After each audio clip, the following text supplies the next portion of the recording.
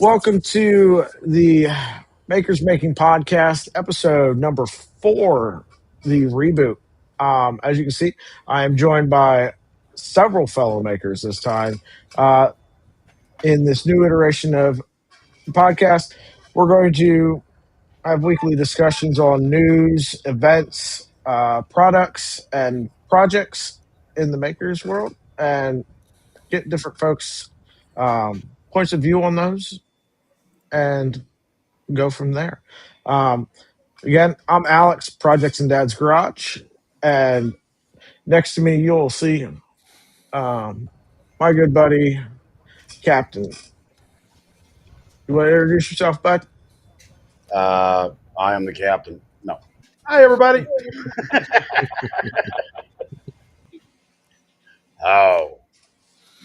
I'm Captain Kern, and I'm actually still new into the maker space, still trying to make a name for myself in this. And I'm enjoying my time here, being frustrated with printers and projects and learning more as I go. Yeah, I'm Maker Viking. Been into 3D printing since early 2018. Mostly known for Fenrir, the Core XY 3D printer. That's not finished yet, and that's probably some of the things I'm most known for. That exact part, and also Tinker Atlas recently, the last 5-6 months. And yeah, I model stuff and sculpt and all that. Who's next? David, that's you, bud.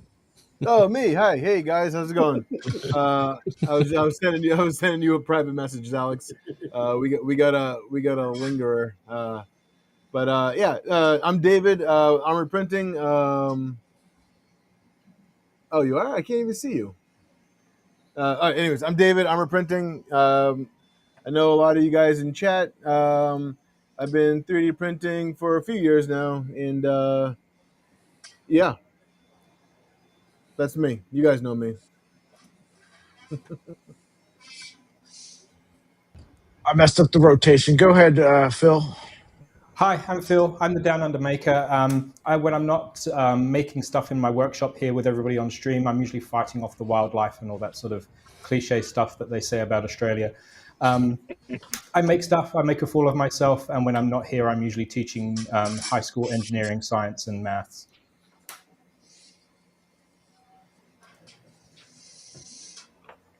I'm Killer.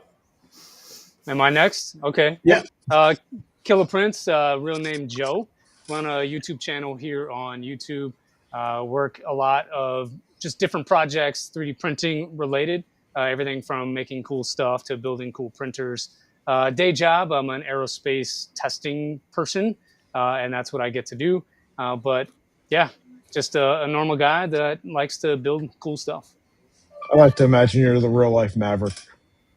Real life Maverick? I wish I was that good. And last but not least, Brad. Howie? Hello. So, There we go. real name Brad. I've been in the hobby for about a year.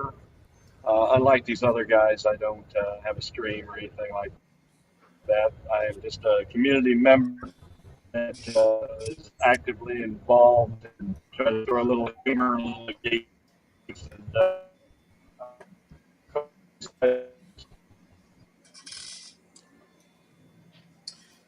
Guys, I'm just going to jump in and say I'm about to take my kids to school and daycare. So I'm here to say hi to everybody, and I will be on the podcast quite regularly. But for today, I just need to bow out and take the kids. Catch you later, guys. Boo. Later, Boo. Boo. Later. I want to say something real quick. Brad was breaking out a little bit there. He downplayed himself a little bit. Brad is not just a community member. Brad is one of the most active community members that I have on my channel. He's been hanging out with me since I first started streaming, and I'm glad you're here, Brad. Thank you very much for joining and being with us and hanging out with us. So don't sell yourself short. We lost Brad, but yeah, absolutely. Oh, there he is. He's back. Um, I yeah, saw that joke. absolutely. So, uh, Brad and many other folks are, while they're not in the spotlight as far as like, out there pushing content out, but behind the scenes making a world of difference in the lives of folks, pushing out content and trying to make projects work. And there's some key members of this community that don't get in the spotlight, that without them a lot of it wouldn't happen. Yeah. Yeah, agreed. Absolutely. So a couple quick things before we get into Form Next. I think that's probably the biggest news stuff that we have to cover for right now. Uh, right now, it's Wednesday. Moving forward after tonight, stream will be moving to Fridays. When I set this for Wednesdays, I totally forgot that Steve builds streams I on lost audio. Wednesday.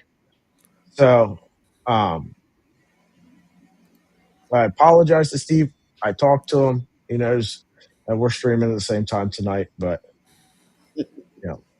we'll fix that moving forward.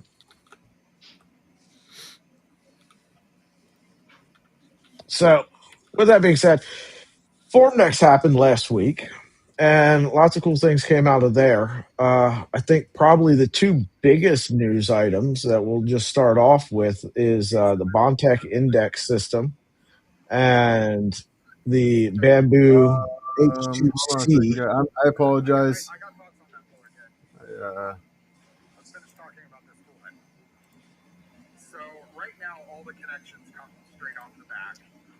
As you got Steve going. Can you guys hear me?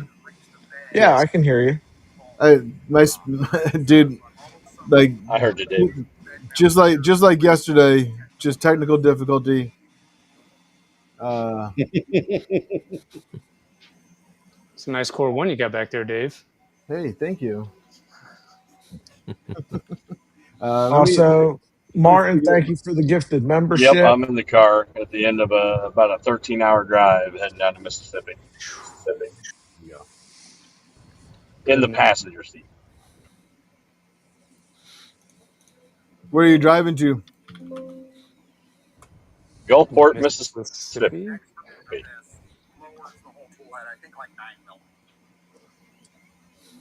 Okay.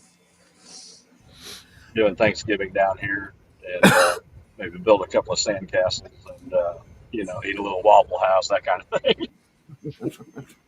At 2 o'clock in the morning. That's right. That's where all the best fights happen. Yeah, 2 in the morning, U2 drinks, that kind of thing. When even the waitress is drunk. Well, if they close, it's time to evacuate. Yeah. Yeah. So you wanted to get into Form Next, Alex? Yeah, I think that's the biggest news that we had recently is Form Next and the stuff that we saw come out of there. Like I said, I think the two biggest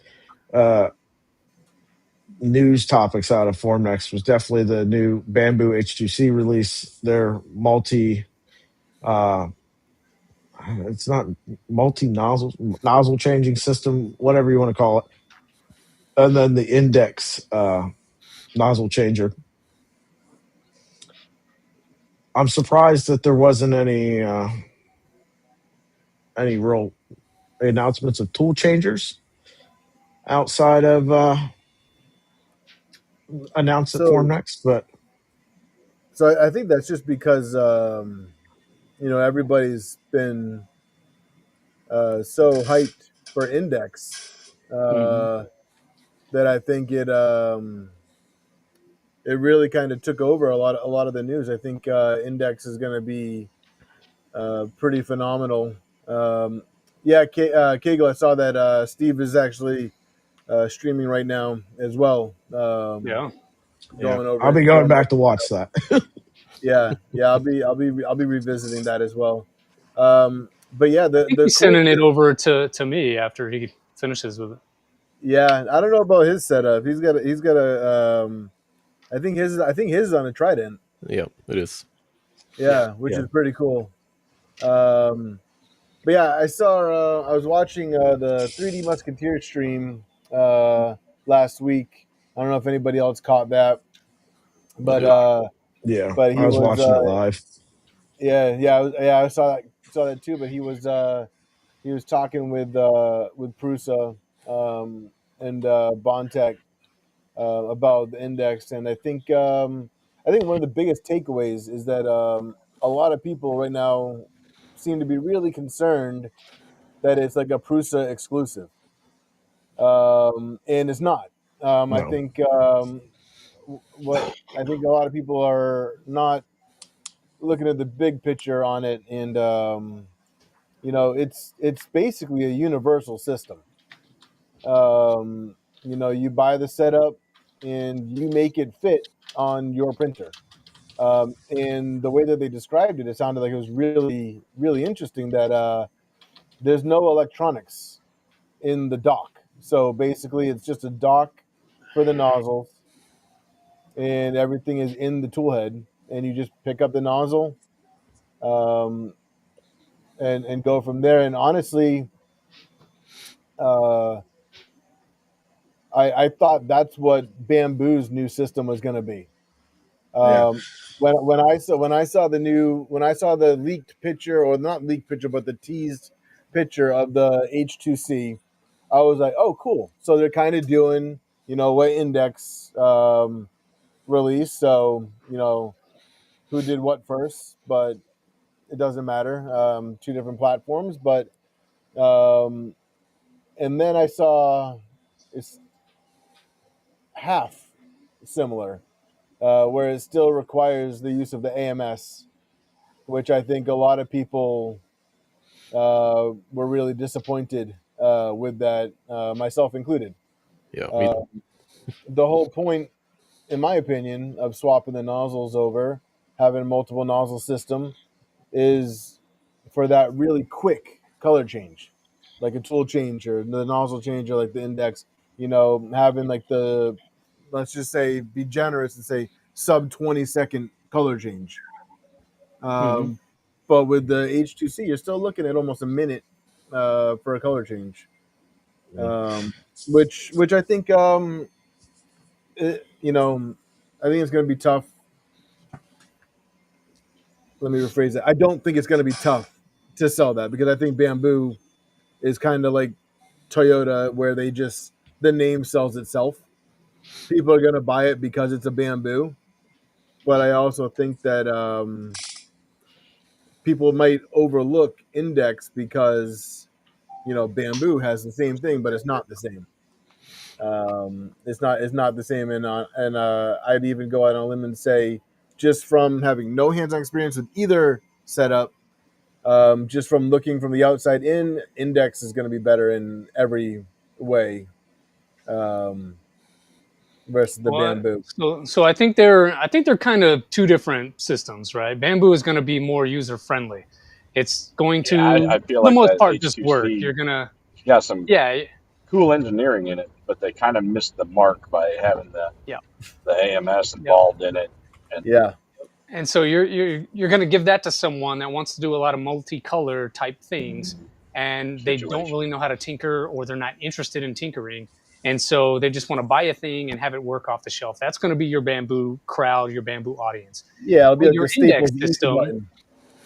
yeah. And so your index system is, you need a printer to put it on. And so there's this other requirement that you have to install this thing, get it working, deal with macros, deal with Clipper, or whatever setup that you put it on. There's going to be some mechanical work that has to happen there. And not everyone is going to want to do that. And so it really is sort of two different things that accomplish the same goal. And I would argue that the person who wants the multicolor stuff is already spending a lot of time doing multicolor anyway. So they don't really care that it takes 40 seconds versus 20 seconds to do a color change. Yeah. So I think there's some key positives and minuses to both systems, right? Yeah, Um, exactly. so one of the advantages for a separate, like the index system, is if I'm running a material that does not run through an AMS, I'm in trouble with the bamboo system. I can put it in nozzle one, but if I've got more than one that has trouble feeding through an AMS, you're not going to run PPSCF through an AMS, right? Like there's some really stiff filaments that you are never going to feed through that, or TPUs and stuff like that. So you're limited on that on the bamboo front. But then on the index system, like it or not, you're in order to scale, you got to add more docks and all this other stuff. At least on the bamboo system, you've got, near what is it, like 40 different colors you can add to that and run it through those nozzles if that's what you want to do. Right. Mm. So, and truth be told, like for most of what I print in multicolor, I'm using 2 colors, right? Maybe 3. Yeah. Right? And I'd be curious to know, everybody focused on how long it takes to change. Well, what if I'm going, main color on my print is white, and then I've got 2 other colors that, it switches. Can it switch those while while nozzle 1 is printing? There's some questions I have on that. And I have some concerns because, they've talked about the little PCB on top of the bamboo for thermistor and stuff. How are they monitoring the nozzle temp on the index system when it switches over? If they're It's inductive. Yeah. So index is it's inductive.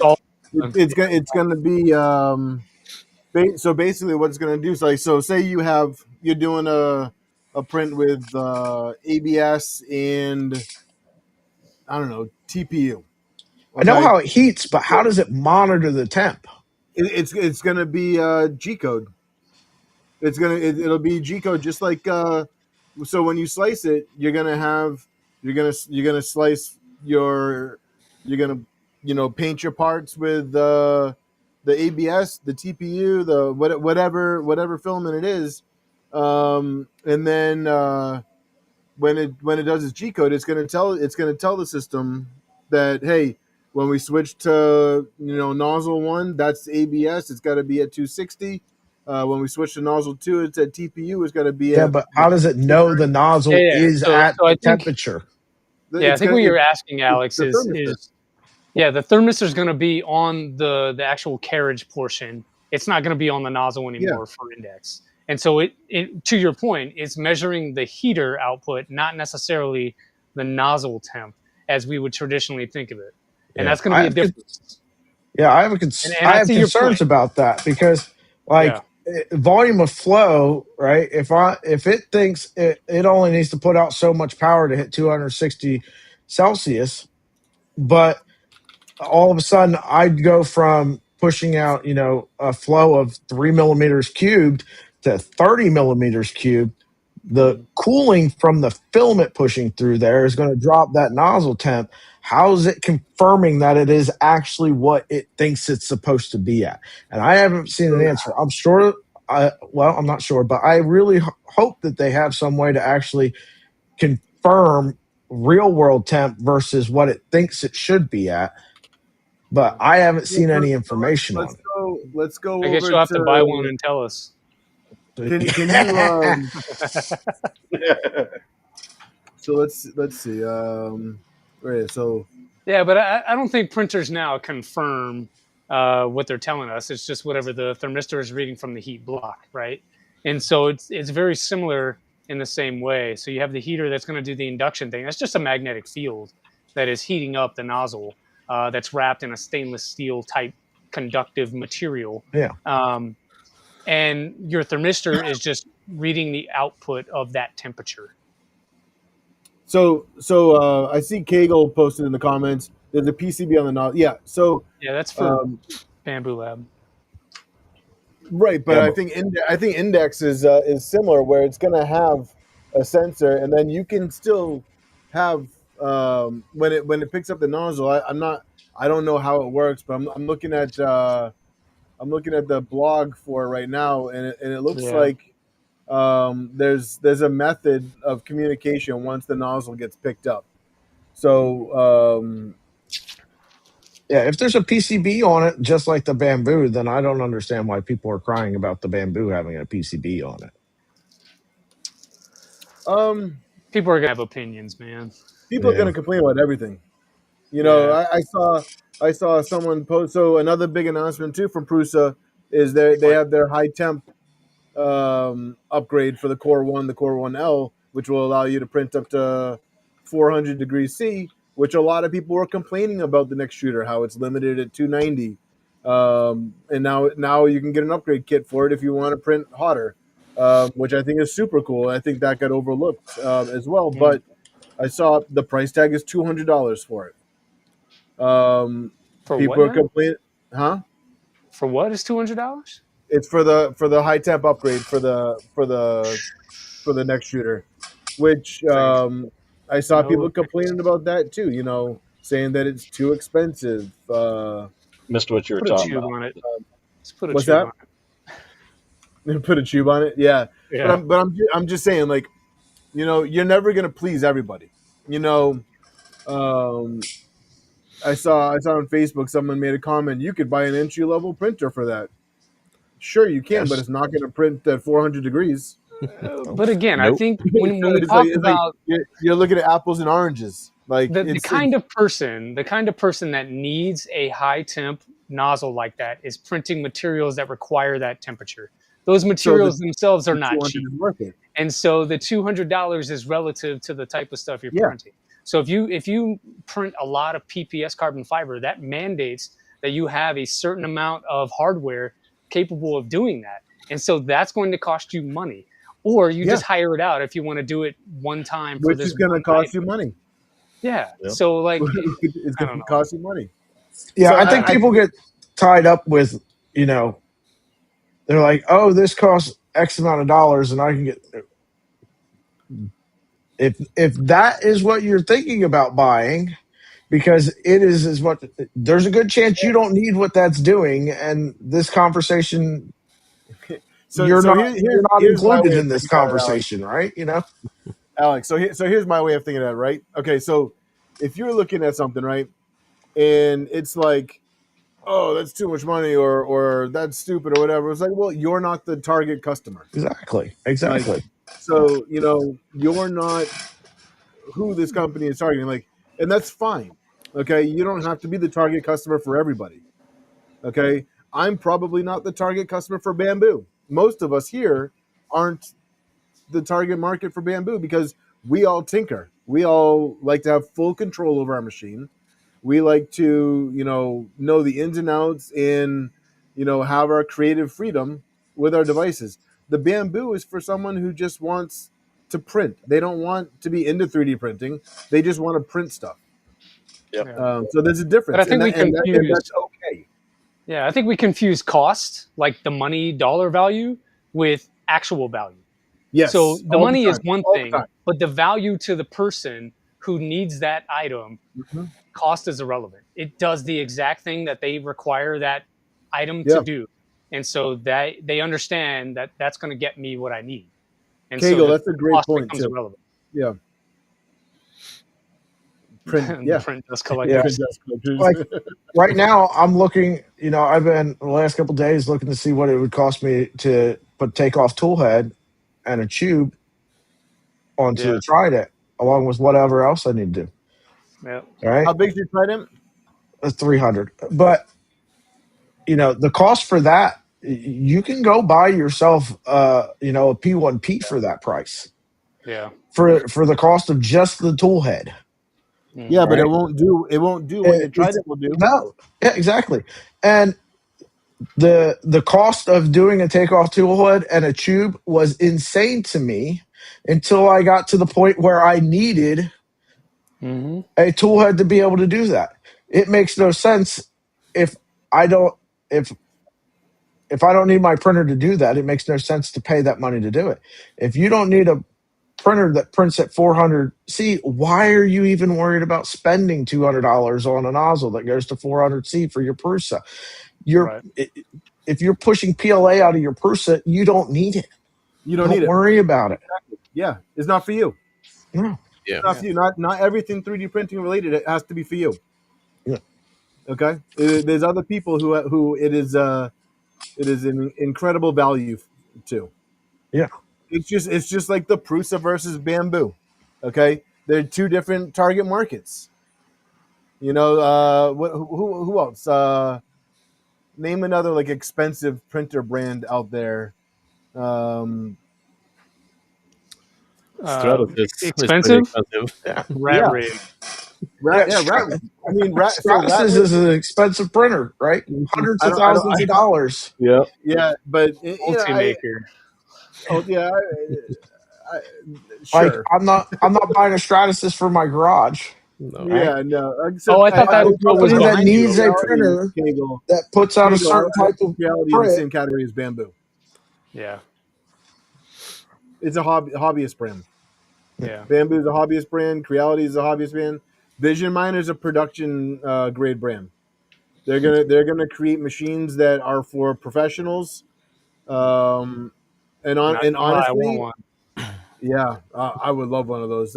But honestly, after working with the Core One, I would say the Core One is a nice balance between like a hobbyist machine, and a machine that you can use for production quality parts. One thing that I've noticed with having this printer is that it's reliable. I send a print to it. It works. The quality is always going to be um, um, above average quality.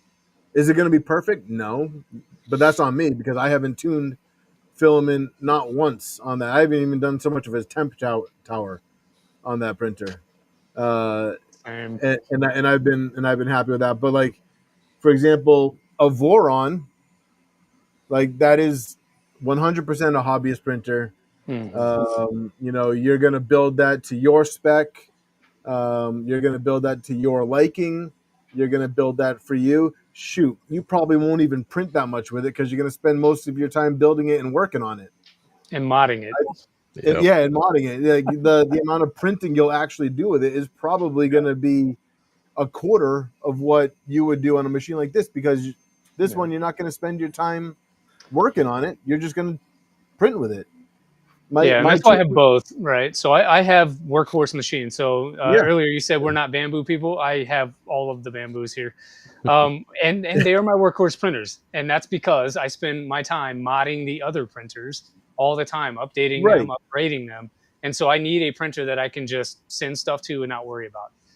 The only reason I don't have a Core One is because I don't have the space. Right, but I mean, you use your bamboos like a bamboo user would use them. Yeah. Like you use them to send a print, to print something. Yep. You're not modifying them. You're not, well, you're not like. Well, my X-Men Carbon is like kitted out with all the BQ stuff, but not in the traditional. Not like your Voron. Not like your Voron. Yeah. Not but yet. like but like you're using them as a 3D printer and not as like more of like a tool, an appliance type thing. Versus the average bamboo user who just bought it to print like knickknacks and stuff for craft fairs locally. I don't think I've seen a single vendor at a craft fair locally that wasn't printing all their stuff on a bamboo.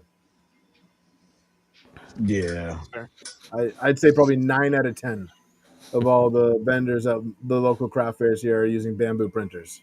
Yeah. And then there's also the business aspect of it. Like, I work in plastics manufacturing, and in the time that I've been there, we've gone from the Dremel machines to the raised 3D machines, and now they've got bamboo machines. because they're not modding it. They don't care. They just need it to work when they hit send and print, right? And it does what they need it to do for their engineering and prototyping. Captain's back. No, I'm not. Captain, welcome back. It's a mirage. It was way too cold in the shop. Dude, it's way too Feel hot you. in this one. My garage heater is broken. I got the Goldilocks. I got the Goldilocks zone. It's just right down here. It's cool enough, but I have the heat coming off the printers, so Yeah. I'm just going through chat real quick. John Doe says some people want one machine to do it all and don't want to break the bank doing it. There's a fundamental need to make objects, and people are looking for stronger than PLA, PETG, ABS now. Yeah, that's true, but there's a cost to that. If you want one machine that does everything, there's a cost associated, and it's a logarithmic curve. Yep. So that to get another 10% doesn't cost 10% more. It costs twice as much, and then 4 times as much. You want a printer that prints at 220 to print your bed sheet. You can go and you can buy an Ender 3 for $100, right? But then you want a machine that prints ABS as well. Now you're 10 times the cost. Now you're up at $1,000. Now you want something that prints, Peak and Ultim. Oh, now you're at $10,000, right? Just to go from 220 degrees to 420 on the nozzle, right? Not even double the temp, but 10x your cost, 100x your cost on those things. Yeah. It sucks, but it's the way the world works with everything, not just 3D printing. I think Kegel makes a good point too, and John with Bamboo has a reliable printer that is low cost of maintenance for those who just want the machine to print production parts. And then John says Bamboo has enterprise printers that have Ethernet and no consumer style software. It's what we want but can't get. Yeah. I think that's what it's going to come down to too, between the index system and the Bamboo. Is the index system is still very much a project. The Bamboo printer is a product, right? I don't want to make it sound like I'm dogging on Bamboo. I have no That's beef what it with sounds Bamboo. like, Dave. It sounds like you're a hater. Well, that's because you want me to be a hater. Hey, I'm just saying that's how you sound. But no, I get I had a P1S. It was a good printer for the price. My biggest thing with it is mostly the users that really deter me from Bamboo. Is not to knock on the. I'm not saying that this is the general consensus, but there's a lot of people who are very inexperienced with 3D printing that buy a Bamboo. A couple months later, they have a bunch of successful prints, and they think that they have all the answers with everything. And you see them all over the Facebook groups just being toxic. Oh, you should have got a Bamboo. It's okay. Well, that doesn't answer my question. I asked the question here, and I'm not talking about me personally. I'm talking about in general with people. People join Facebook groups and stuff like that for help. To be fair, that was an issue before Bamboo released the printer too. There's one thing I've noticed about the people in this hobby. Okay, you have the super awesome, helpful people that will bend over backwards and help you out, no matter what, and will teach you everything that they know along the way. And then you have the people that maybe they've been in it for a little bit longer, and they have all the answers, and they fully expect you to also have all those answers. And if you don't, they will treat you like crap. And so you have the people on both ends of it. And I've been noticing a lot on those Facebook groups that the number one most common is it's either user error or you should have bought a Bamboo instead of actually helping the person out. Yeah. You should chime And- in, Dave, and be like, you should have bought a Core 1.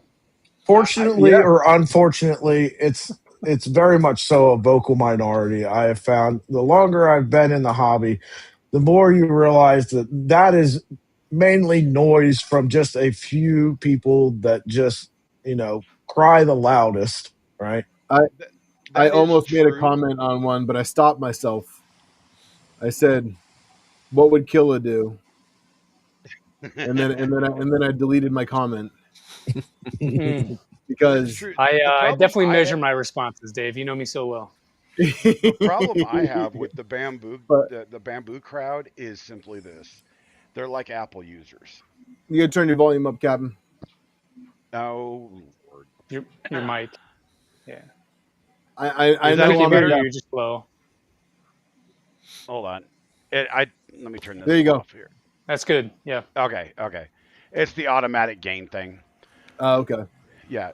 So the problem I have with Bamboo, I mean, they have great hardware, but their user base, like I said, there's a small portion that's very vocal, and I equivalent them to this. They're exactly like Apple fanboys. Seriously, they Yeah. will go out and buy everything that they have, and they think they are experts within using it in 24 hours. You guys Yeah. are all haters. That's true, but it's not the first time that happens in the 3D No, print community. it's not. Prusa Boys, for instance. That's true. Yeah, I'm not a I fanboy mean, of I anything, am. but I have publicly stated on my own streams. I am by far no way an expert in this hobby at all. I am still learning. I have been printing for almost 10 years now, and I know nothing because I've been printing. I haven't been tinkering and building. Right? yeah, I mean, But I you knew probably know a whole Marlin bunch really about well, and printing. I knew how to use the Creality slicer really, really well. Ugh. And, because all I had was Ender 3s back when I started. Oh, slow down. This is a family stream. I know. And now that I've What's branched wrong? out. What's wrong with Ender 3s? Hey, nothing, man. Nothing. That's an NG. It's not an Ender 3 anymore. Hey, I've got I the got- Dew I Ender. got- I got a magenta one. I've got all sorts of Ender projects. I got another so. 3 in there. Not working But- at the moment, but The thing is everybody, everybody on this side of it that I have met, the open source side has been so helpful. I haven't met, I think I've met maybe 2 toxic people. When I went and I first started looking at bamboo printers about a year ago, because I was deciding whether I was going to, almost 2 years ago now, when I was going to decide if I was going to buy that FlashForge printer or if I was going to buy the P1. And I ultimately got the FlashForge because at the time there was no backlash on that, because that community was actually somewhat helpful. When I talked to the bamboo community, it was just toxicity, literally just toxic. And I'm like, okay, no, I'm not going to deal with that. And that pushed me away. They lost sales because of that. And, now we have another situation, but that's another story. But So just for a second to play devil's advocate, right? Because I spent for a very long time really involved in a community that was very focused on newcomers to the community that were learning. And at first it was people with like enders, and then gradually the majority of them were new folks that picked up a bamboo, right? And as toxic as we can see some of the community on the bamboo or all the closed source side of stuff, they also look at the open source folks and say that we're extremely toxic towards them. So evil's a matter of perspective, right? So I'm not toxic. You're toxic. yeah, exactly. And By it's the way, a whole bunch of finger out of my pointing. pocket, and I have no idea where it came from. And that's unfortunate because at the end of the day, we're all trying to enjoy a hobby that Yeah. utilizes the same equipment. You know, Hmm. Mm. some people do one aspect of the hobby, other people do another aspect. You know, some people they really enjoy, you know, printing stuff and taking it to the craft fairs, and they enjoy that, right? And they may not even care whether they're making any money at it. They just enjoy doing it, right? If they sell a dragon, it means they get to buy another roll of filament and they get to print something else, and they're excited about that, Yeah. right? And you know, the open source side of the community, you know, we got a new mod, we got a new printer to build, you know, and it's unfortunate that the community gets so divided. Like recently, you know, I just picked up a Centauri Carbon, right? Uh, Love Me too. that thing. and why did I pick it up? You know, it was gifted to me. Um, but it was gifted to me because I was looking for a printer that I could rely on, not mess with, not touch, to make parts to build things, you know, like the Ender 3 NG that I just did a stream on, or all the Vorons that are sitting over here. Like sometimes things serve different functions and do different things. You need different tools, right? Yeah, and when You you can't have a do toolbox full of hammers.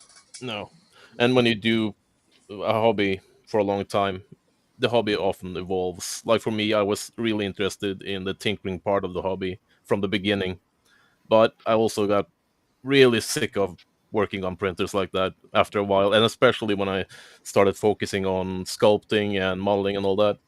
Then I needed printers that worked so I can test my models. Yeah.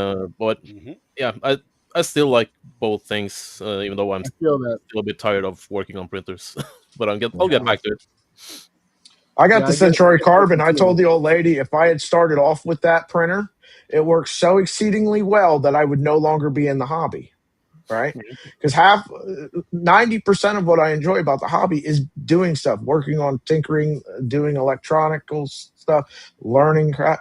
And if I had started off with that instead of an Ender 3, I wouldn't have come home and immediately started looking up mods and ways to improve my printer.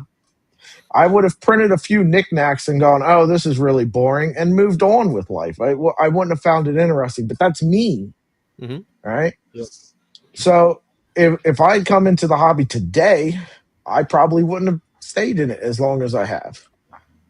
No, it all depends. It's still versatile. You still can tinker if you want to do that, and you can just have tools and print knickknacks if you want to do that.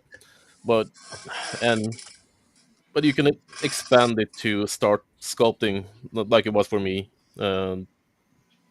That moved me in that direction after a while.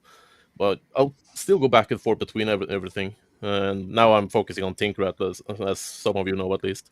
Um, and Yeah. that For takes up those that all my don't know, time. tell everybody about Tinker Atlas for me. Okay. In basically, it's a social media platform for makers and thinkers, without all the noise of the other social platforms. So no politics and cat videos and all that. And I want it to be a friendly place. So yeah, be friendly with each other. It should be a good place to be for makers. Yeah. If you're watching this, you should definitely be there too. I'm really bad about social media. I try I purposely go out of the way sometimes. I'm like, oh crap, yeah, I need to post something over there. But it's nothing against Tinker Atlas. I love it. I just also don't ever log on to Facebook or Twitter or anything else. Like, I understand. You guys can go to MySpace and check out my stuff if you're. crap, I Mike, haven't updated my MySpace yeah. page. Mike asked if Tinkle Atlas is where you can find a map of the nearest porta john. Yeah. There's always one person in the chat with the jokes. Hmm. Yeah. You can go there and find a map of other makers in your area, though. Yeah. Right. Oh Yeah. I yeah, just updated my stuff earlier this week and added all my printers on there. And I actually like that feature. So you can go in there and add all of the printers that you have, add the mods on, list where you got them, and then talk about, or at least make a list of items that you plan to do as well. and things that you've actually removed. So if you need to go back and find it, it can all be there. So I'm sort of using Tinker Atlas as like almost like my journal for 3D printing, where I'm documenting all of the stuff I've done and stuff that I want to do. So it's kind of helping me stay organized. And so thanks for that feature. Yeah, that's awesome. I haven't It started on might that take yet. me a year to go back and log everything, but Yeah. Well, yeah, I mean, a little I'm bit. horrible when it comes to build logs. I'm horrible with them. Yeah. Yeah. So yeah, I want to make tools for makers to make things easier, and No, I think it's awesome. and I'm open for suggestions for both features of the existing tools and new tools if there's something that's needed in the maker space. I've got one for you. Add the ability to add photos to that log that I was talking about. Just allow me to put a picture of my printer. I'll do that. I got something for you. I found it today, or yesterday, one of the two. They all run together now. Whenever, like, I'm not even closing the tab. I'm just going over to another tab and then come back. Anything that I've entered into make a post is gone. Like I was like, I typed up an entire post, entered pictures, and I'm like, okay, I'm going to go grab a link to this video and put it in there. Come back, picture's gone. Is that Text, everything gone. And I haven't closed the tab or anything like that. I just moving from one tab to another. Yeah, I understand. Is that on the page with the map itself? Or is No, that it's on my profile page. On your profile? That should. I did do a fix for that a couple days ago, but it might not work on that specific page. Possibly. I can check it though, because I've created save states. It saves after a second or two. Okay. So yeah. I feel like every time I log on there, I've got to DM Maker Viking. I feel bad sometimes. Are you using Google Chrome? This was on Safari. Oh, okay. Yeah. Google Chrome's new memory and saving feature does that on certain websites, I found. Okay. Yeah. Yeah, I needed to work on all the different browsers that's modern at least. But yeah, there's still bugs, and new are popping up while I add features, and especially when I work on security stuff. Holy crap, that breaks stuff most of all. So yeah, there's always a list of things to do because I'm working on it every day, and I've been working on it more than full time the last 5 months now. So yeah. What new features would you potentially like to add to Tinker Atlas? I was talking about this yesterday, and that was a feature for those of us that stream.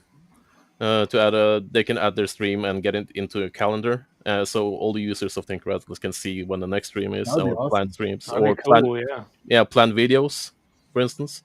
Tools related to streamers, basically. And I'm also open for suggestions in regards to that, and everything else on the page. You have to ask Alex. He's the pro streamer. Oh yeah. You know what would be a really cool feature too, and I don't shame on me if I should know if this is already in there or not. I've looked at Tinker Atlas only once though, and so I apologize for not diving more into it. No worries. I had every plan to, but then life. I know. but if so, I think Joe, I think you mentioned something about it.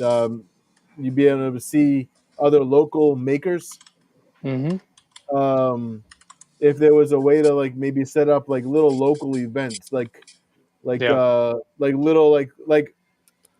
little more personal rep festivals, almost in like an IHOP parking lot or whatever, they do for car shows, like a car show, a maker meet. I think it's really cool.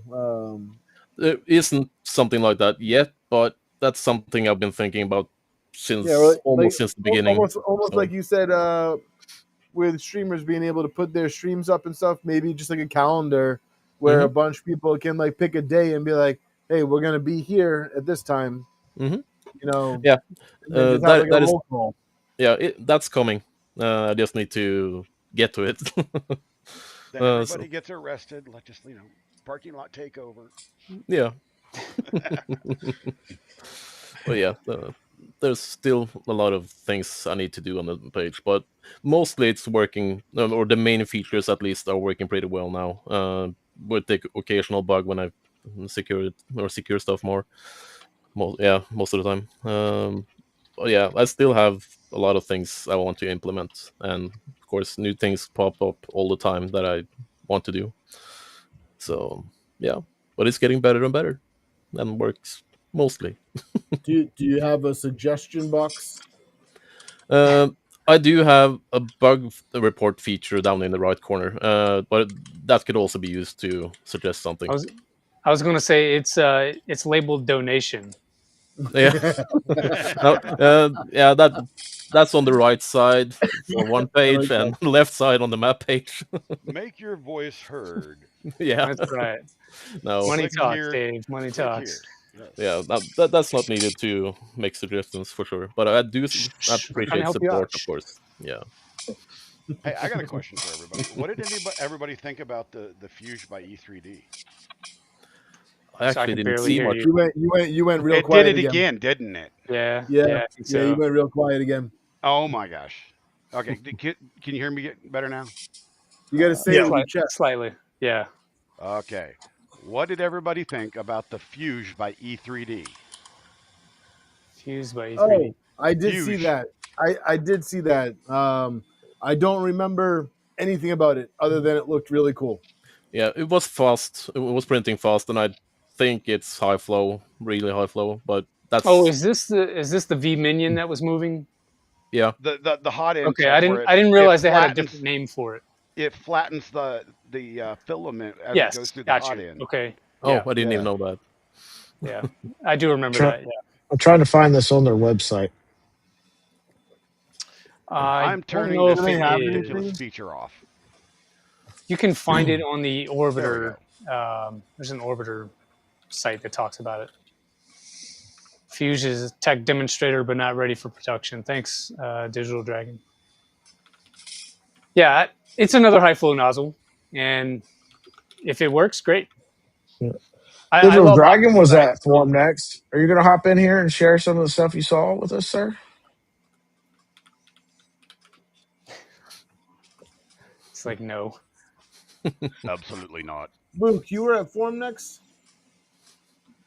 Yeah, I was trying to talk him into doing a video tour of the entire Form Next, but alas, I did not get that request.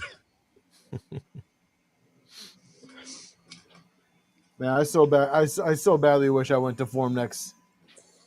Yeah, it would have been fun. If I still lived in Next- Germany, I would have next gone. year. Next year I'm going. Luke, I asked if And you were going to hop in here with us and talk to us about Form Next, since that's the overarching topic for the show. Yeah. I saw. I'll say one thing that I saw that I thought was Okay. really cool. One thing I saw that I thought was really cool from Form Next was it was on the 3D Musketeer stream. It was I don't remember the name of it, but it was I'm sorry, no. This was on Joel's stream, 3D Printing Nerd stream. They had you took a 3D print and you put it in a silicone mold, and then you put it in the machine, and it filled the mold with molten aluminum, and it basically was like what you would do with wax, right? So like you replace the wax, and then you Yeah. have your metal object, and it was doing that with 3D prints. So you take your 3D print and you put it in the machine. You put your bars of aluminum in the crucible, and you hit the button, and a few minutes later you had a metal benchy. Yeah, lost PLA casting. Thanks, Mike. I thought that was super cool, and Yeah. they have the whole setup. They have the machine. They have the mold that comes in a bag. You just you just pour water in the bag. You shake it up. The mold's ready to go. Pour it into the container with your part in there, and a few minutes later, you got a metal object. He did it all right there. Like during the chat. It was pretty cool. Yeah, I've only ever seen that outside of a machine. So you have like people that normally cast things, Yeah, just doing the same lost PLA process. I didn't know they had a machine that does it. That's pretty yeah, cool. yeah. I've only seen people do it with like molds and like sand. Yeah. Like you Yep. put like a wrench in the sand, and Mhm. then you pour your molten aluminum in it. But yeah, this was in the this was you opened the door just like a 3D printer. You open the door, you put the mold in there, you close the door, hit a button on the screen, put your metal in, and you got a metal part. I just thought that was super cool. Yeah. I think it's more of a machine for knickknacks and stuff like that, but it'd be pretty I mean, cool to make something. you could do jewelry and things like that if Yeah, you wanted to. yeah. Yeah, somebody that did goldsmithing for 12 years, I can tell you that it would have been really nice to be able to just model something and 3D print it and then, do a Yeah, silicone mold or just lost wax. Not lost wax, lost PLA casting. Yeah. yeah, yeah. I mean, I have no doubt in my mind it's going to be expensive, but it was pretty cool. But then there was also, man, I'm really bad with names. But there was this. Is a metal 3D printing company, and it was basically a robotic arm, and they were talking about printing. They had a vase that was about this big, Oh, is about the size of the person demonstrating, yeah. and he said that metal vase was printed in a day, Yeah, and that was also on Joel's stream. was The- that Yeah, I think that was the first one on Joel's stream, or well, that at was least the on first Joel, one I saw. that was on Joel's stream as well. Yeah. Yeah, that I thought that was cool. I was like, I have to Oh, yeah. watch. Like, I would love to watch that print. If it's printing an object this big in a day, that thing's got to be moving. Yeah. Um, What were the layer lines like? I didn't see Joel's stream. I need to go back it and looks catch. great. It looks great. I mean, it was metal. It looked like let me see. Yeah. I know who you're talking about. I watched the same stream and I can't remember their name right now. Viking EDC, welcome. Let me see. Is that your brother? I'll go to my history.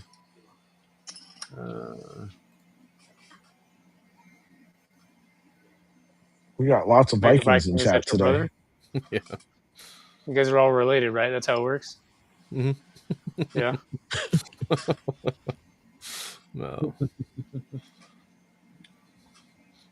If you're new and I missed you in chat, I do apologize. Welcome. And everybody else, the regulars, I appreciate you being here as well. That was one thing I did notice with all the coverage of Formnext. There was not a lot of consumer coverage for a lot Right. of the desktop metal 3D printers. Yeah. Nathan Builds Robots did He did because he a was fairly good unsponsored, job. right? Like he went and just did a Yeah. walk around. Hey, this is all the coolest stuff that I saw. Consumer Can I wise, share it my was screen? still negative. So consumer wise, of course, this is a podcast. Nobody's gonna see it. But I'm joking. Go ahead, Dave. But he did show Creality's little Ender 3 type thing. I think it's their version 4 or whatever it is. Yep. So kind of tying our conversations together there. Oh yeah, I did see that. That's like an aerospace container for nitrogen or something. So let's see. It's on his shirt. MX3D. Yeah. MX3D. So I looked it up and it looked like a robotic arm Okay, that was printing it. And it was just super cool to watch. But this thing, as big as it is, they that was printed in a day. That's pretty So, impressive. I thought mean, that even was- if it's just a robot with a MIG welder attached to the head of Yeah. the thing, it's still pretty impressive. Yeah. There was a lot of interesting things out there, like industrial wise. I hate that the cover there seems to be no coverage for like Formnext and Rapid and stuff like that on the commercial side of stuff, and the content that gets pushed out for the consumer side stuff is everybody puts out the same video, Mm-hmm. Yeah. right? I don't, I'm going to say I'm probably pretty average with, people into 3D printing. We watch everybody, walk around there, find a thing that nobody else is going to make content on. Make content on that, and I'm going to watch your video. There were This some. is the lost PLA I was talking about.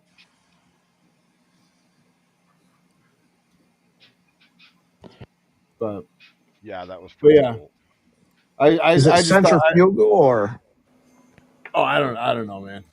It doesn't look There like were it some. is. It looks like it's vacuum casted, but Yeah, I caught some of the industrial coverage through some German YouTubers, but of course I had to use closed captioning because I couldn't understand a thing they said. yeah. John, when is that index mount coming for the NG? Probably soon. I would be surprised if there wasn't somebody out there not working on it already. Yeah. There's a lot of really smart people in the NG community, so I would expect to see something like that coming real soon for a lot of platforms. I think Index is going to be on just about every platform. But Alex, I was thinking about you. I was thinking about you earlier, Alex. When actually it was last night on my stream. We were talking about the snapping turtle, Yeah. and someone had made the comment that it's like Side note, they got fully funded this morning. For anybody that didn't know, they Snapping got Turtle was fully funded this morning by noon. they're over 100%. I think last time I checked, they were pushing $30,000 for their funding, and their goal was 28. So props to them, and they still have 29 days, 28 days. But I was thinking about your switch wire. So I think the snapping turtle is like the perfect answer for multicolor options on a bed slinger. I think Yeah, makes the it takes a filament. lot to get a filament cutter to work right on that. I can tell you. I know. Yeah. So I think the snapping turtle is going to be like the next big thing for 3D printing, especially with multicolor the way it is. I think the AMS style printing, I don't think that's going anywhere. No, not yet. No, I think tool changers and also changes. Index doesn't look to be that expensive, but it's still out of the reach of a lot of people.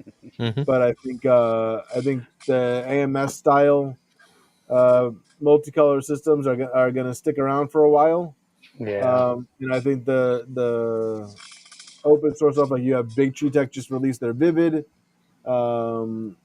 Anycubic just released a new version of theirs, which I believe Anycubic, they're running Clipper, right? Yeah, I think so. Or a version of it. Yeah.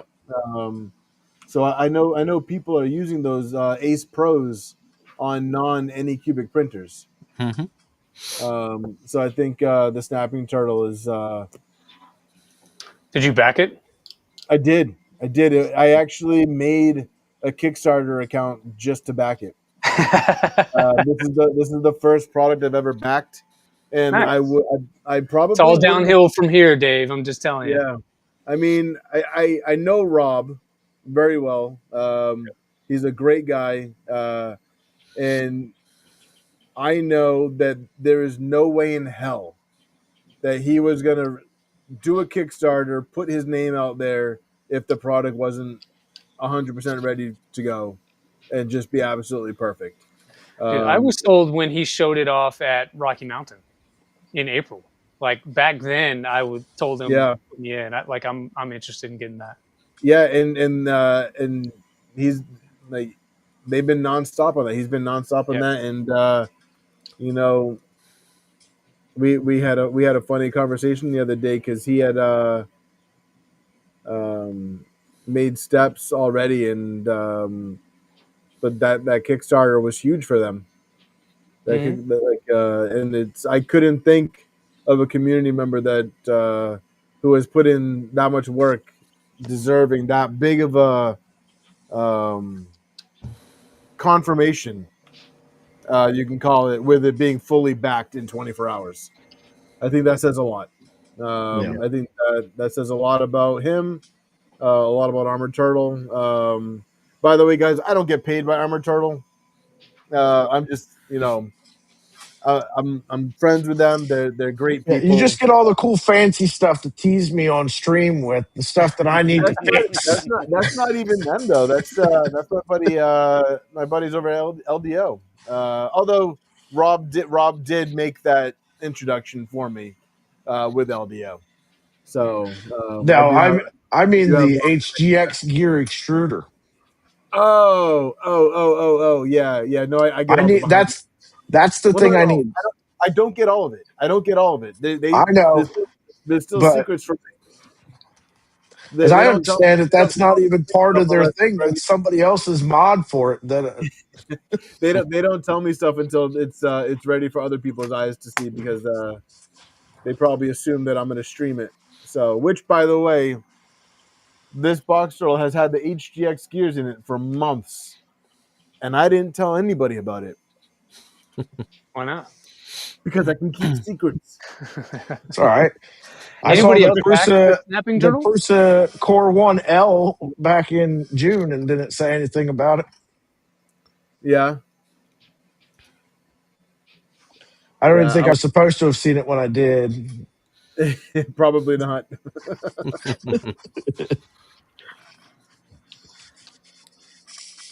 Yeah, I'm the AT2 is making progress. Yeah. I can say that progress has been made on the AT2, but I'm not a spokesperson for Armored Turtle, so take that with a grain of salt.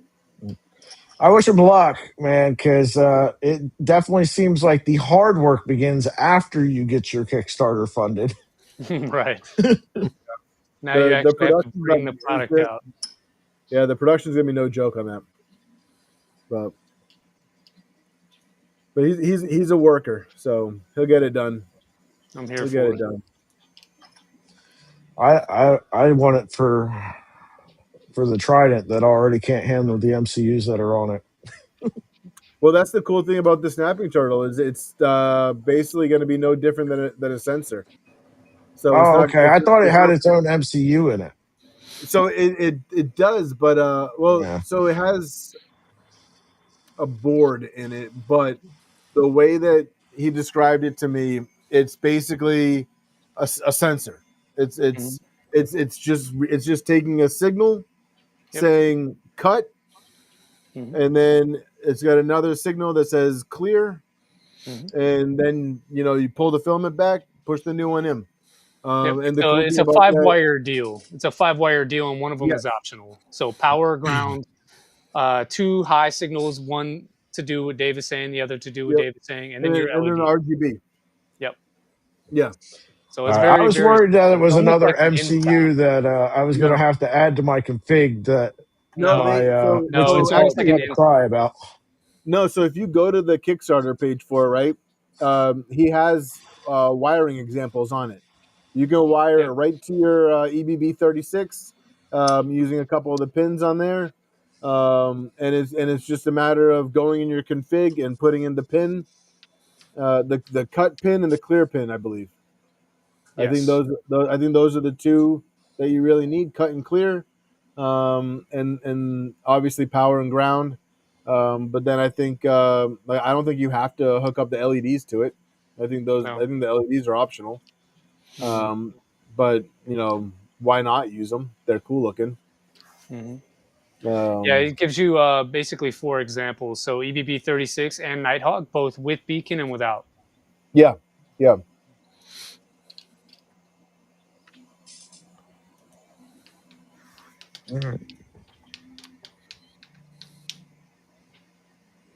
So Yeah, I think But Dave, with all these indexes we're gonna get, we don't need snapping turtle.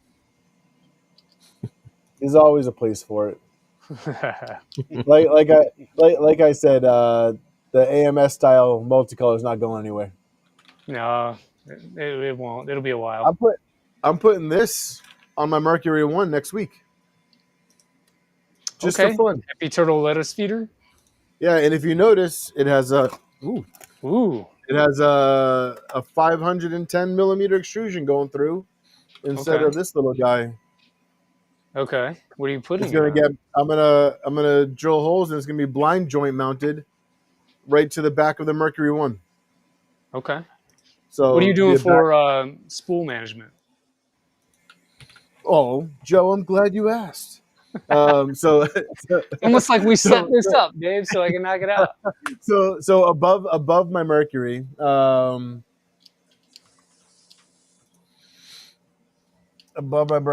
might be able to see it right there. I have the rep rack. Yeah. Okay. So rep rack has the rewinders that I'm going to try. I haven't had luck with auto rewinders in the past, but I'm going to give it another shot. You know, maybe my printing skills were sub par back then, so maybe I can get some better quality prints.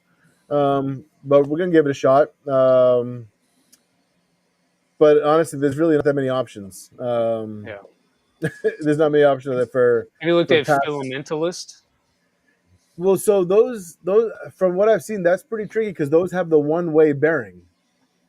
So I've heard of people having a little bit of difficulty with that. I have no experience with it, but I know that the rep rack rewinder is just basically off tension. So as you extrude, it builds tension in the rollers, and then as soon as you go to retract, it just it should theoretically re-spool itself. I used to use it. It worked pretty okay. I just imagine that if you're extruding so much without retracting, it slips. You might run into an issue. Oh, because that's clutches slips. now. Yeah. Okay, so when I built it a couple years ago, it didn't. I didn't have the version with the clutches. Put a cottontail buffer on it and call it a day. So it got to a point where you would keep spooling out, and it had nowhere left to unwind or wind up. So you end up slipping on the roller itself, and not the roller slipping. So I'm going to let them on the floor and let them roll out. I mean, that's probably going to end up happening. So as long as they don't get tangled, then it keeps spooling, feeding. So whatever works. I mean, I've been running the Enrage Rabbit carrot feeder for 2 years, and I can tell you that the cottontail buffer is dead simple, and it just works. Like there's no one-way bearings to worry about. There's none of that. It just kicks the extra filament back into that buffer, and then you put your spool in a rep rack. Is yours still a V2, or are you going to upgrade to V3? So I've got a V2. I've got another one that is halfway built. It's down in this box down here. That is from the beta, but it's our initial beta release for what is now V3. Hey guys, I got to run. I promise I'd limit myself to an hour tonight. I said the same, and I'm still here. And get back up with the family before bedtime. Two streams, 2 nights in a row is a hard bargain to drive. But I promise an hour, and I'm at an hour 15. So understand. Thanks for joining us. But yeah, no, I appreciate the invite. You guys have a great conversation. Have a great night, and I'll hopefully see you guys on the next one. It's awesome to chat with you guys again, and thanks to everybody in chat for joining. Hey, David, before you go, what's up? Pick our next topic. What are we talking about next out of form next after you leave? Joe's mustache. Joe's mustache. I have like 50% less facial hair than everybody else on stream right now. That's why I'm picking on you.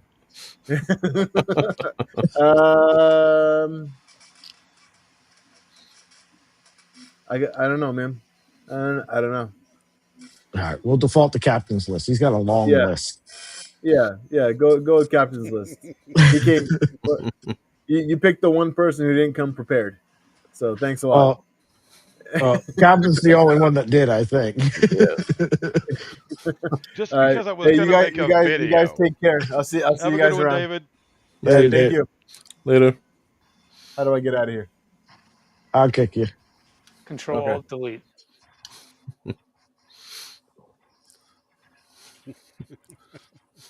Nice. Yeah. So form next, huh? Yeah. Captain, what's our next topic? Oh God, I don't know. Let's see. Let's ask you a question. How about the frozen Arco? Frozen Arco. I didn't even look at that. Let's go look. I think that's the one that was delayed for an extremely long long time. That's the one that's spelled with a P, right? Yeah. A PH, yeah. It's the only FDM printer the company has ever made. Frozen Arco Kickstarter. It was announced years ago. Mm-hmm. Yeah, Looked promising okay. then, but yeah, I don't know about it now. I haven't seen anything from the new. Yeah. Or new info. The coverage from FormNet actually looked pretty decent. Okay. So for the Arco? Yeah. At a pretty decent price point. Supposedly it was supposed to be around $1,000 with the combo unit. oh, wait, is this the one that got sent to a couple different content creators like Yeah, a little while back ago? Yeah. Oh Lord, you couldn't even pick a decent print for your YouTube thumbnail? 2 years now and waiting. That sounds about right. Yep, it does. Mm-hmm. Yeah. So if it happens, it looks like it's half outdated to begin with. Yeah. I don't know. I wish them luck. I just think they might be a little too late. You know, even at $649 a year ago would have been a decent price. Now you're looking at alternatives at the same price range from companies that people trust. That's going to be a hard sell. It is definitely going to be a hard sell, but I mean, they're trying to break out. You got to give them props. They're trying to break out of the resin space and into FTM. So yeah, I'll be willing to test one, but I don't have the money to buy one to test one. So yeah, me neither. I mean, resin's a hard sell anymore because it's such a messy ordeal. Yeah. And I think that's what stops a lot of folks from even getting into resin. I tried it for about a year. It stinks. It's messy. You go through a lot of extra material other than just the resin that you put inside of the machine itself. And so the cost of it is, I think, more than FDM. Yeah. In the long run, yeah, it is. Yeah, it's expensive to get into. I've got an Anycubic Photon on the original resin printer over there, and it works if I want to just print, basic resin. But over the last year or so, there's been a lot of advancements in resin printing resins to get you to the point where it's extremely interesting to me. I just am not in a position to go out and buy one of those machines, right? But there's materials now that are really interesting for the engineering side of stuff. Yeah, 3D&T is nailing it. Post-processing is the nightmare. Mm-hmm. I mean, there was some showcased materials at FormNext that I was watching some videos on that were amazing. Some of the foamed materials, Yeah. I saw that Soraya Tech had recently put out like a coating that you can add to your FDM prints to, quote, water seal them or something. Yep. Yeah, that looks interesting. Yep. I'll be back in a moment, gentlemen. I just got 4 spools of Soraya Tech today. So Okay, yeah, I'm trying to figure out a good use case for that. Like, I don't know what I would use that for. No. Yeah. Depends on its UV qualities for me. Right. And they didn't have an answer for that. No. I mean, if it had like a a good 7-year UV protection on it, then it would be really good for outdoor stuff. But yeah, 3D&T printing says foaming TPU. They also have foaming PIBA, which is really interesting. I'll get a spool of that soon. And yeah, that looks pretty interesting for sure. yeah, there was a lot of materials that came out of Formnext that were actually pretty interesting. I just don't remember the brands or manufacturers or what they were called. No. Yeah. Right. It's tough to keep it all straight. Like there's so many just no name, this is their first product kind of material companies out there. It's tough to keep it in check. Yeah. I didn't see too much of the material that was released during Formnext. Didn't have the time to watch that many videos, but I did see most of Joel's stream and 3D Musketeer's stream as well. Yeah. Shh, he's back. Yeah, there's been a lot of interesting materials that have come out throughout the year. It seems like we've got a steady run of them this year, and I don't know. It's exciting to see some of these new materials and the cost on some of the materials coming down too.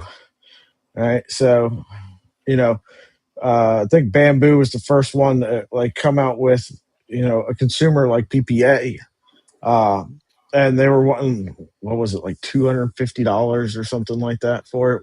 Yeah. And then Polymaker turns around and comes out with PPS, which is a superior polymer to PPA, and at half the price, and offered it in a smaller quantity, so you could get into it with a smaller investment.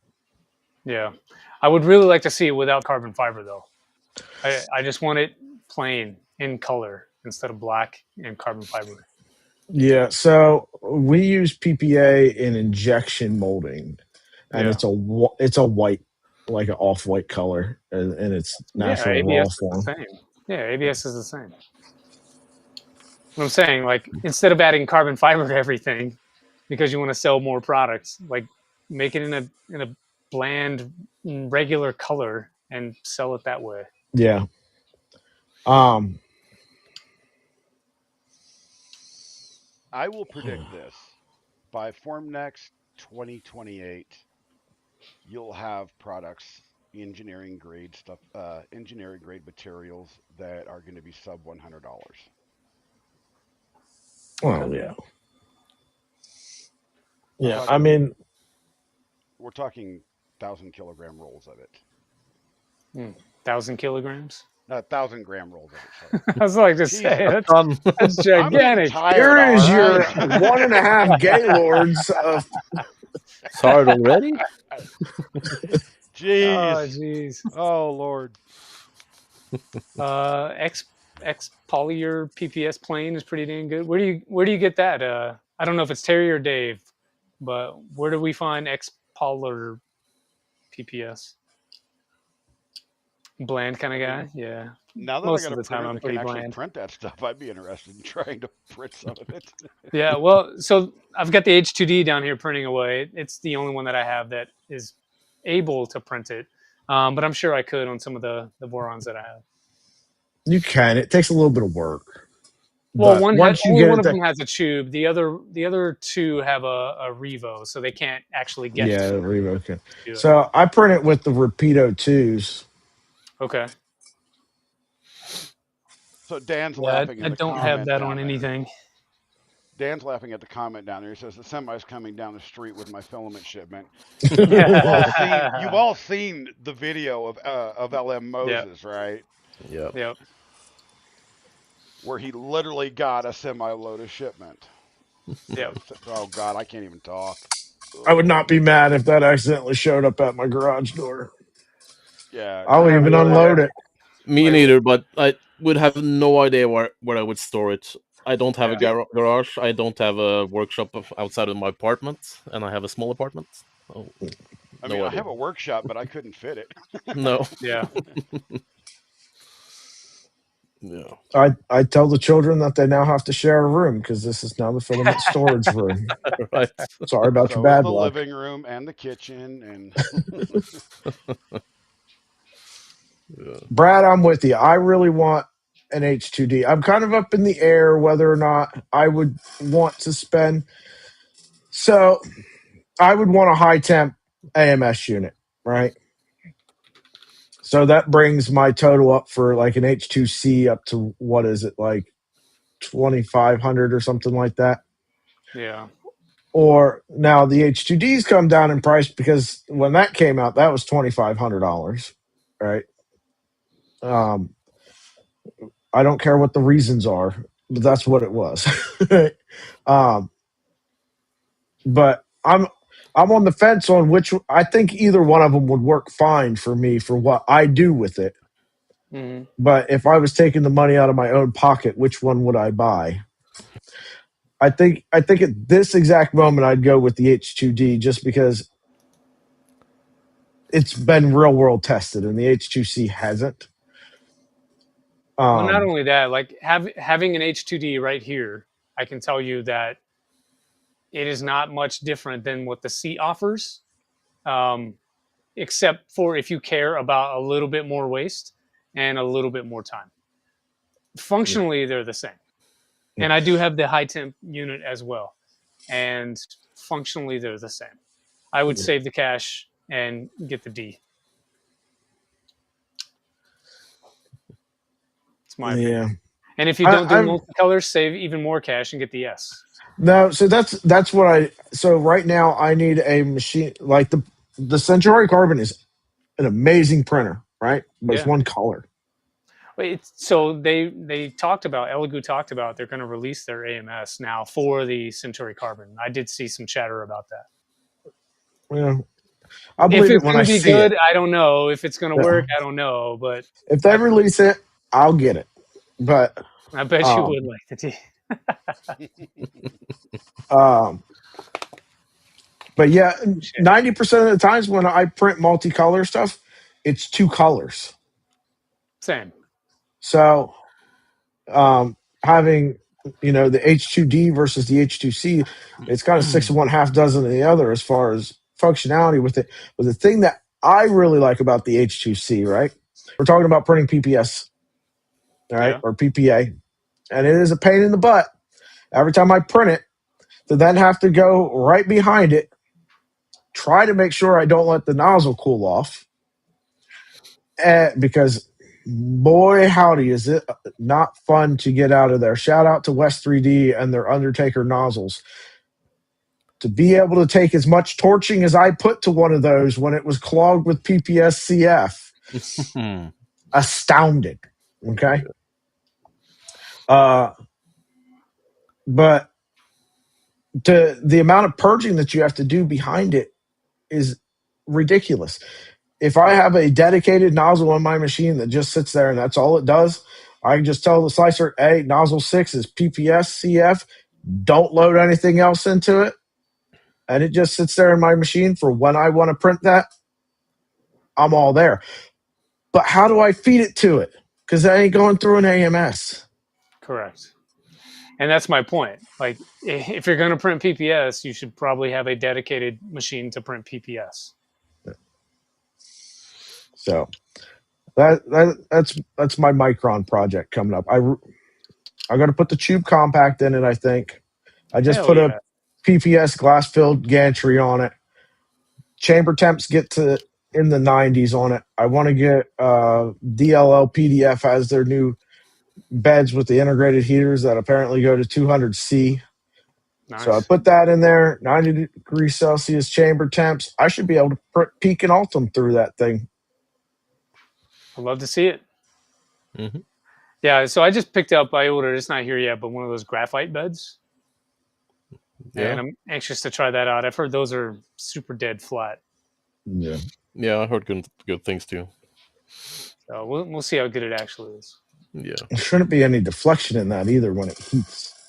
Right, because it's not metallic, so it's Yeah. not going to warp and It's- twist and try to regain its shape. Yeah. It shouldn't expand and contract at all. Right. Right. You actually heard ECC1 MMU was not going to happen. Okay. Yeah, they seem to not be able to make up their mind over there. Right. Well, you can just add a box turtle to it. It'll be fine. So Yeah, I'd have to add a separate, Yeah, it's not open, right? SPC to control it. Yeah. speaking of the dumbest things, and I have to give, I have to be very critical of this. Here, I'm going to share this. Okay, you're a little bit lower again. How in the world is that even happening? I have no idea. I'm not sure. So this is the 2025 CFSC compatibility unit from Creality. The hell It's is an that? it's an add-on that you can use on any Oh of their yeah. K series printers. Yeah. I want you to notice this. Minimal waste. So it cuts the filament right here, right? Right here. But then it has to feed all the way through the Bowden tube, all the way to the print head to purge, Yeah. which is like 350 millimeters of filament each purge. Yeah, it's going to be slow. I think what it's going to And do is just like the snapping turtle that was designed for the box turtle, right? Where it retracts the filament all the way back to there, snips off the end of it, right? So you don't have to Mm-hmm. worry about your tip forming, and then it'll come back and purge just like it would normally purge. But instead of cutting at the tool head, it's pulling out. So it's actually got to purge very little at the nozzle because everything except for what was molten in the nozzle itself is pulled out. There's no chunk of solid filament that's got to purge that out to get to your next color. So they Maybe might be accurate.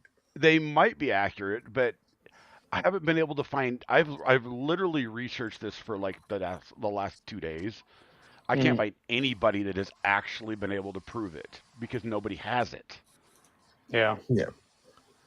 You know, I mean, it would whatever it is, be. I'm happy that they're trying to go back and add functionality to their I machine. am too. The interesting part about this is it, supposedly it's adaptable to any machine that runs Clipper.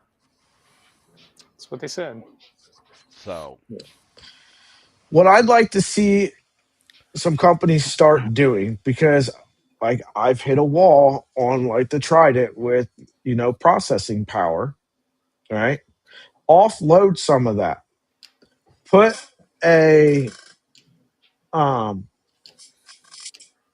you know, a Pico in there, ESP32, whatever, its own processor where all your main single board computer and your main printer, all it has to do is say, run this. And then it takes care of all that itself, right? It's not an MCU hooked back up. It's just another computer that is saying, hey, I need you to do whatever it is you do to switch filaments, and then it just does it. Right? It offloads all that processing to another unit. I'm I think that's where we need to go. Like I'm getting ready to put in from XR Bunker their NeoPixel hub, and it's got an ESP32 on it. And there's an integration with Clipper where your Raspberry Pi just says, "Hey, I need this," and it takes care of all of it, right? Um, I think that's where we need to go, and then it just waits for a signal that comes back from your filament changer, says, "Hey, I'm done. You can carry on now," right? Because we're hitting a wall where everybody's dealing with timer too close errors, power issues, all these things, where we're just exceeding how much stuff is supposed to be hooked up to the Pi. Yeah. That's one reason I like to use Calico, because when you're building firmware, you can turn off some of those features that you may not be using.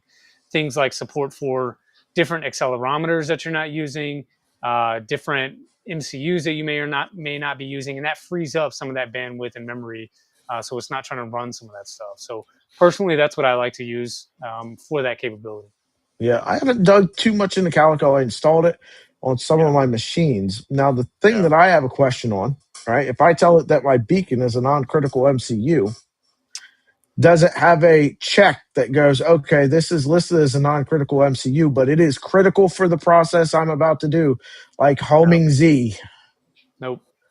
Yeah, so that's the problem. Like you set it for a non-critical. It has no and- training wheels. So if you tell it that that's what you want it to do, you need to understand what you're selecting when you do it. Yeah, I needed to. Calico is not for everybody. Yeah. It will allow you to ruin your life, and it will watch you do it. But it trusts that you know what you're doing. So that's fine. Like, I just need I need to be able to tell it, say, A, when you're printing, don't worry about whether the beacon's connected. But if this macro is running, like part of that macro goes, check this. Is it connected? Yes. Continue. If no, stop. Right? Like it's gotta have the ability to, for me to say this is non-critical. Why do you want to disconnect your beacon? I don't want to, but what I'm saying is, like, let's say I'm in the middle of a 3-day print and my beacon disconnects in the middle of the print. I don't care at this moment. It's printing. Okay. It's already homed. It's not homing again, right? Don't stop the print because beacon was disconnected in the middle of my 3-day print. But if I hit print start and you just go, okay, well, it doesn't matter that the beacon's not connected. I'm just going to home right through the bed. I need something that goes, okay, when running this, like just part of the macro, like check this, check this, check this. You know, I know that it's non-critical, but it is critical at this moment, right? Yeah. To be able to tell it when it is and when it isn't. Yeah, it's really intended for ADXLs because we'll plug it in, we'll run the test, and you unplug it. But now you got to go back in your printer config and either, comment it out or whatever you want to do, and that is a hassle. So that's really what it's meant for. Your beacon is sort of part of the printer; it's your install. Yeah, and so it's just an example for. It's not really normal to do. For sometimes things are important at certain stages, and sometimes things aren't. Right. So the V0, I put Calico on it because that stupid little screen is an MCU and it likes to disconnect, and I don't care if it does or not. Just keep printing. Yeah. Right. Yeah, I've never had a beacon disconnect on me because they're USB. I have. Yeah, and it ruined your print. Yeah. Yeah, I've never had that happen. That's strange. But boys, I am going to go though. So all right, thanks for joining us, man. Yeah, I'm like Dave. I'm about 40 minutes over what I said I would do. So I do appreciate you guys inviting on, and I'll be back for next week as well. All right, sounds good. All right, gents. Have a good night. Enjoy your Thanksgiving if I don't talk to you beforehand. Later. Bye, y'all. Bye. And then there was 3. Mm-hmm. Dan, do you want to jump in here? You should have the link as well.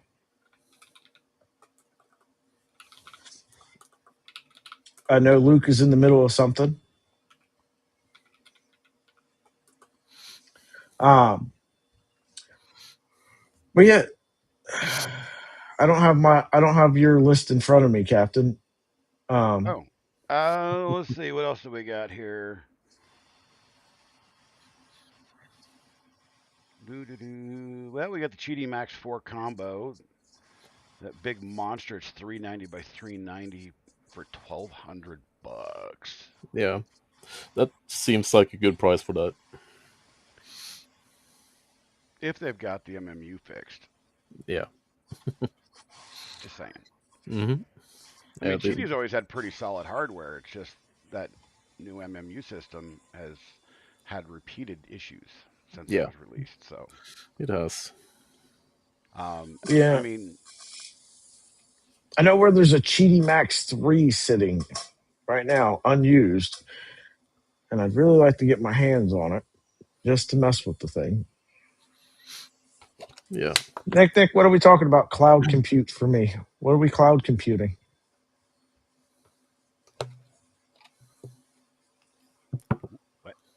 Oh, for my printer that is ridiculously demanding. Yeah. Oh yeah, that thing. Oh, speaking of which, I dug this one out and tested it earlier. Let's go. How many USB ports are on that thing? All USB 3, 1, 2, 3, 4. Well, actually, these are all SSD pluses, so they're all 30-watt ports.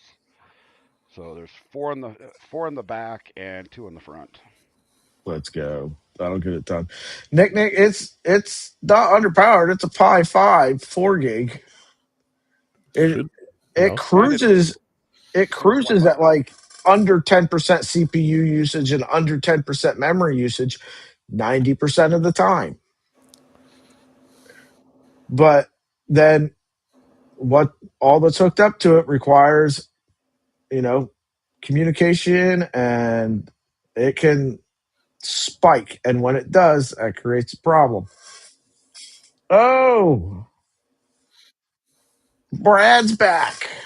Yeah, I'm at home on the Wi-Fi now, Nice. You're at home sitting on out the on the front Wi-Fi, porch. and we still can't see you. Yeah, well, there's my window in the background. So everybody else is hanging out inside, so I came outside, so I didn't bother them being loud. Dark and elusive. Yeah, well, nobody wants to see this ugly mug.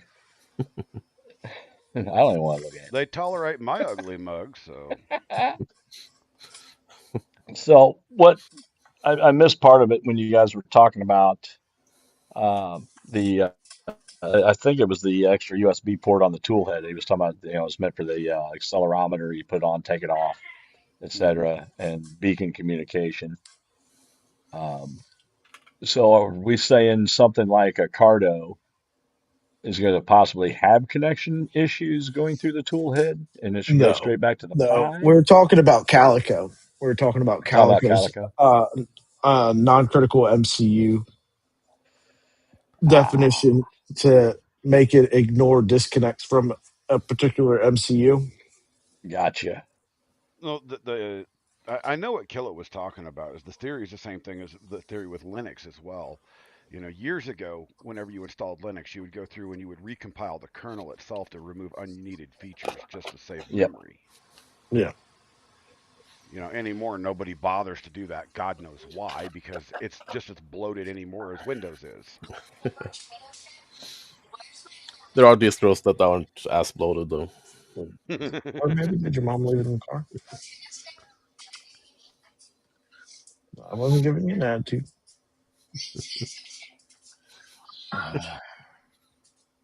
But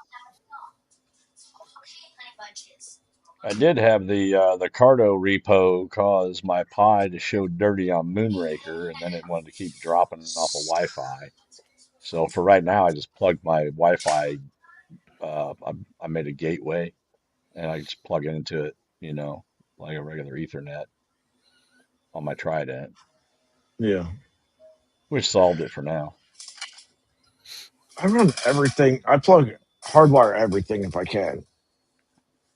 Well, I am Hell's Half Acre away from my router, so I'd have a lot going on to do that. But that's why I made that little gateway, because that way I had Wi-Fi sitting there right next to all the machines.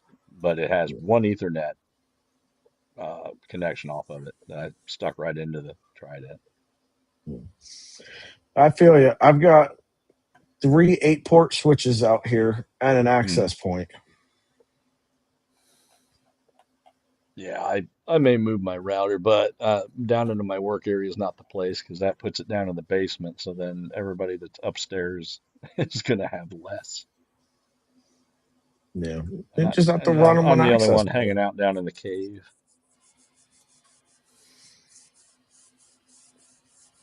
Or just, drop one Ethernet wire and You know, Yeah, put in a switch down there. yeah. Actually, I've got a box full of switches. So all these chillers that they have me go out and put modems in them, so they report So back to our system. it's a They already podcast. have a setup in them, including a switch, and they have me pull that switch out and put in this other modem and so on. And now I got a box full of switches, so that wouldn't be hard. Dan says he's got a HP 1 gigabyte switch that he can send to you. Yeah, Then actually, somebody that knows more about computers than me, I have to take a picture of one of these switches I got when I get back to Illinois, and just to make sure it'll do this because um, it should. But these were connected to a um, uh, a control panel on a machine, and then it fed data into this modem, and then the modem worked over cell signal, and you had a couple of different things that fed into that modem, so that's what the switch was about. So I think it would work. That's yeah, all it was doing was splitting data on an Ethernet line. yep. Hey, you don't need anything fancy. Like you said that you've got that one Ethernet line that you plugged into the Trident. If you went and Hmm. got a like TP Link 8-port unmanaged switch for Hmm. $15 and plugged that into it, and then just Hmm. ran Ethernet wires to everything else, you'd be fine. Yeah, well, it's off of a wireless bridge though, so it's not going to move a ton of data. So It doesn't I have don't know how to. many machines it would connect to, but They don't send out that much unless you're like streaming out video. well, yeah, I've got cameras on everything. So like if I uh, jump into Mobile Raker, which I like my DIY printers, I can jump on the Mobile Raker and read them through Octo everywhere. Even I'm in Mississippi, they're in Illinois, I can see them. Yeah. I'm the same way. I've got everything running through Octo everywhere, and I don't know. I could go look at my bandwidth right now that it's sending out with all the cameras, but Yeah. uh, you'd be fine. Uh, if it's already broadcasting out that bandwidth on you know on your internet line, you'd probably be Yeah. fine. Oh yeah, that's true. I do have them all tied into that Wi-Fi bridge anyway, and it's handling Yeah, it. yeah, Duh. Yeah. I thought that one through great. yeah. It's already pushing that data. So there's And then you're freeing up space on your Wi-Fi channels too. So other That's stuff true. is going to run faster. That's true. Yeah, when my couple of my kids get to gaming real hardcore, it starts to drag. Yeah. It's when you go the into your router and just say, you know what, prioritize my printers over their Mhm. Xbox because exactly. Yeah, I pay the bill and they don't. I Yeah. prioritize my laptop over everything else. So, yep. I don't know what So my I don't thing know is if doing anybody right else here. saw this 6 days ago. Mhm. Um, Tom's Hardware did an article on it. It was on TechCrunch and a couple other big websites. Yeah, But DJI made a fairly significant investment into Elegoo. I did see that. Yeah. Yeah. Did you catch the reasoning on it, or at least I heard it on a podcast somewhere or something, but they were talking There's a about couple different reasons behind it, yeah, but the the reason that is most accepted right now is DJI wants to partner with Elegoo to push bamboo out of the major space. yeah, yeah, and I guess they were hemorrhaging engineers and so on Yeah. to bamboo. So I guess So, this does some kind of a non-compete situation or something uh huh. for them. Well, here's another interesting situation that just developed in the last few days. Elegoo also partnered with Chi Systems. Really? They've done that before. As in the guys that Most made the Chudu box slicer for the resin printers and all that? Uh-huh. Mhm. And the Cheeto Okay. systems, the filament dryer that I've got Mm-hmm. that I did a review on, and a bunch of, but they make Cheeto systems makes control boards for resin printers, Yep. and Yeah, they're they've been in small, a but they lot. seem to be decent. They've been in a lot of Elegoo's resin printers in the past. Mm. Now they're going into the next generation of printers. I don't know if they're going into their new FDM printers though. There seems to be some speculation on that. They've had good success with those MKS boards Elegoo has, Uh-huh. so I don't know. Yeah. Well, Yeah, the problem Anycubic I have uses with them all too. MKS boards, the maker base boards, is they're Robin Hmm. based. Yeah. Yep. Anything that's Robin based is fairly lightweight, Yeah. and Hmm. as Alex is talking here, we need heavyweight stuff. Yeah.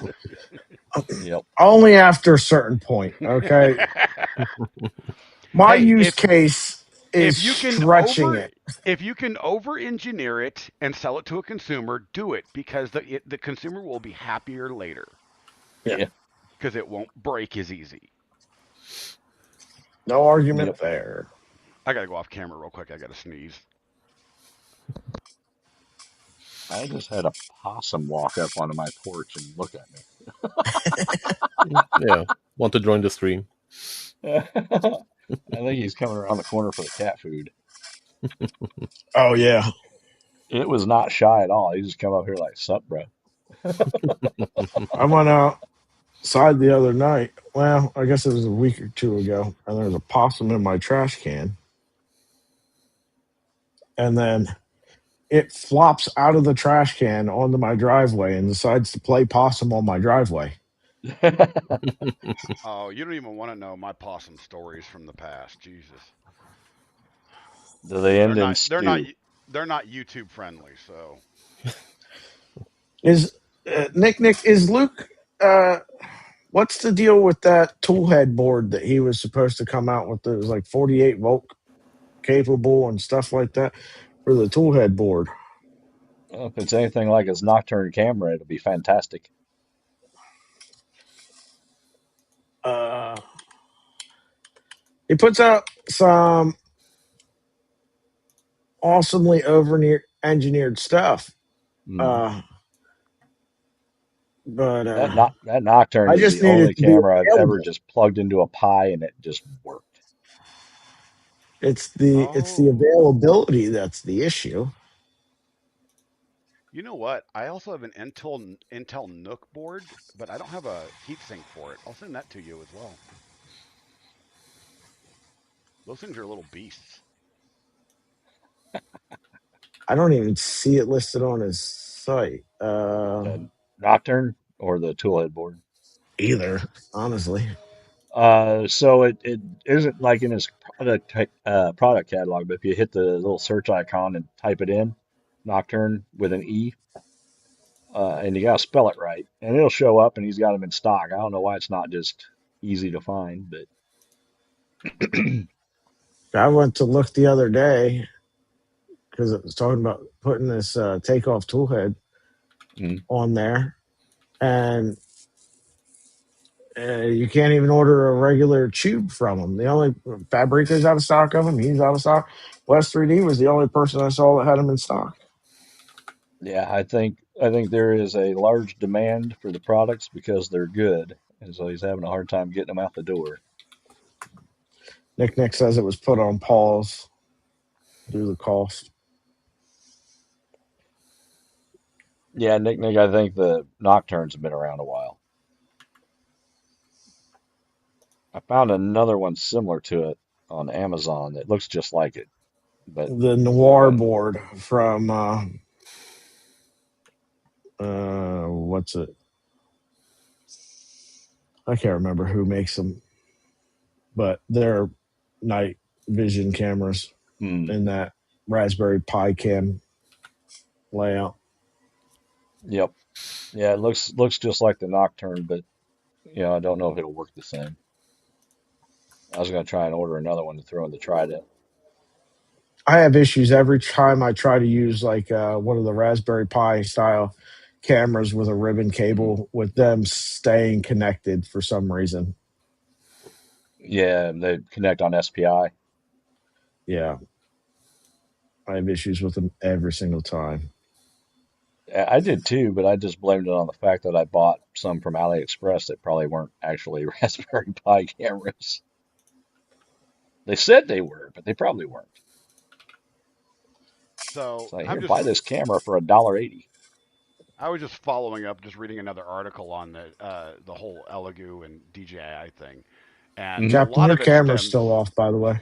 Yeah, I know. A lot of it stems from the U.S. The U.S. putting pressure on DJI to diversify their holdings because of some sort of complaint they've got with them. Mm. Might be. I don't have an issue. DJI makes a Regulatory quality. pressures. Yeah, I don't have a problem with it. DJI makes uh, fantastic products. What they make is awesome. So, Absolutely. I guess if you want to get one of their drones right now, and I don't know if it's all of them, but I know a guy that he's getting them. He's got to order them in through South Korea. It's the only way he can get them.